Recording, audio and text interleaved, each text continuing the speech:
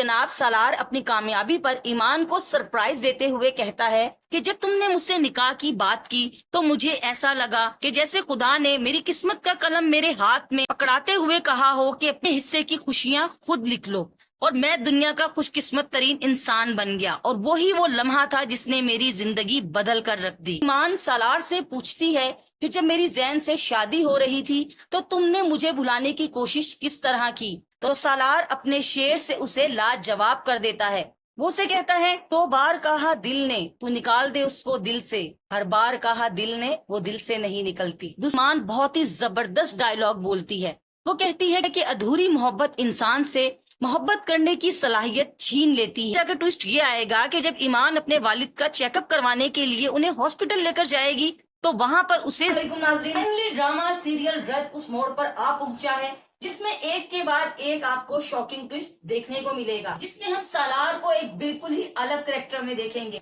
जहाँ पर जैन ईमान की जिंदगी में दोबारा आएगा तो वहीं पर उसका सामना होगा सालार से।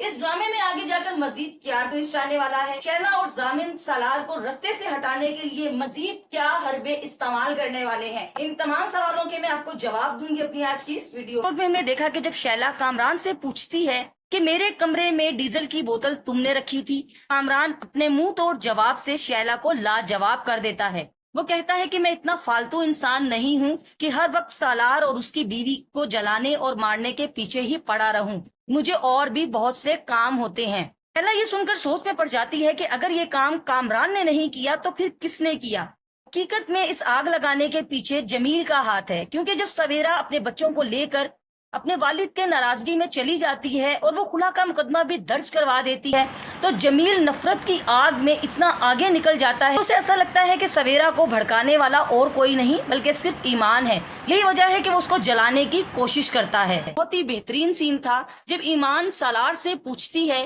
कि जब मेरी जैन से शादी हो रही थी तो तुमने मुझे भुलाने की कोशिश किस तरह की? तो सालार अपने शेर से उसे लाजवाब कर देता है। वो उसे कहता है, तो बार कहा दिल ने तू निकाल दे उसको दिल से, हर बार कहा दिल ने वो दिल से नहीं निकलती। दूसरी जानिब जनाब सालार अपनी कामयाबी पर ईमान को सरप्राइज देते हुए कहता है कि पहले मेरे दिल ने कहा कि इस इवेंट में सबको शामिल करूं जो मेरी खुशी में खुश होते हैं, लेकिन फिर दिल ने कहा नहीं, ये सब कुछ सिर्फ उसके लिए होना चाहिए जो कामयाबी की वजह है, और मेरी हर कामयाबी की वजह सिर्फ तुम हो। इस मौके को बिना जाया किए हुए सालार अपनी मोहब्बत का इजहार करते हुए ईमान से कहता है कि जैसे सांस लेना या ना लेना इंसान के बस में नहीं, वैसे ही तुमसे बेइंतहा मोहब्बत करना भी मेरे बस में नहीं। मैं चाहकर भी तुम्हें कभी भूल नहीं सकता और मैं तुमसे बहुत मोहब्बत करता हूँ। मौके पर सालार वो तमाम मेमोरीज जो कि उसने पेंटिंग्स की सूरत में अपने पास सेव रखी हुई थी वो ईमान से शेयर करते हुए उसे बताता है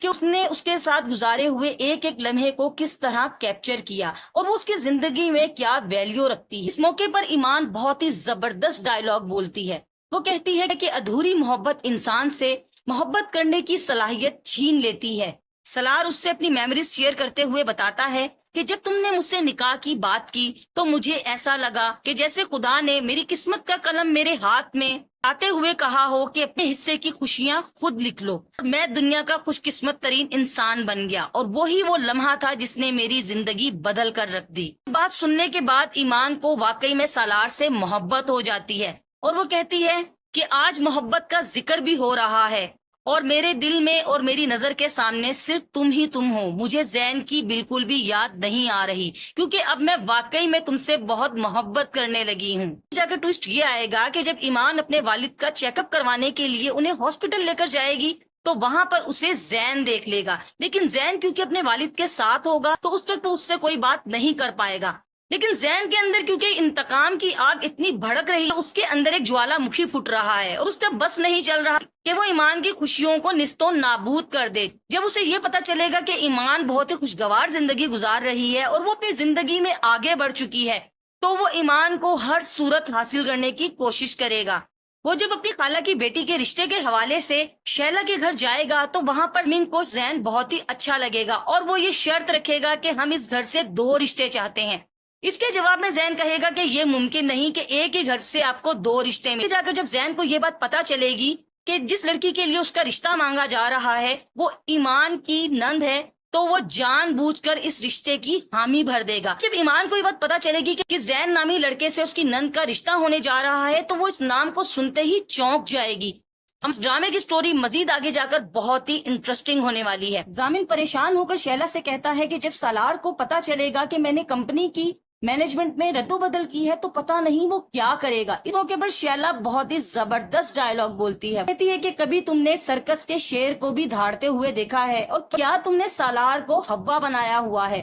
وہ ہمیشہ سے میری انگلیوں پہ ناچتا آیا ہے اور وہ ایسا کچھ بھی نہیں کر سکتا جیسا کہ تم سوچ رہے ہو۔ جمیل کیونکہ گھٹیا ہونے کے ساتھ ساتھ انتہائی شکی بھی ہے تو وہ ہر لمحہ سویرا کے پیچھے پیچھے سائے کی طرح رہے گا، کیونکہ اسے یہ لگے گا کہ سویرا کے خلا لینے کی وجہ سمیر ہے، اور یہی سوچتے ہوئے وہ انتہائی غلط قدم دوبارہ سے اٹھائے گا اور سویرا کو نقصان پہنچانے کی کوشش کرے گا، لیکن اس مرتبہ وہ اپنے مقصد میں ناکام ہو جائے گا کیونکہ سالار اس کے سامنے چٹان بن کے کھڑا ہوا ہے۔ آگے جا کر اس ڈرامے کی سٹوری بہت ہی انٹرسٹنگ ہونے والی ہے۔ اس کے ساتھ مجھے اجازت دیجیے، انشاءاللہ تعالی میری آپ سے دوبارہ ملاقات ہوگی ایک نئی ویڈیو کے ساتھ، تب تک کے لیے اللہ حافظ۔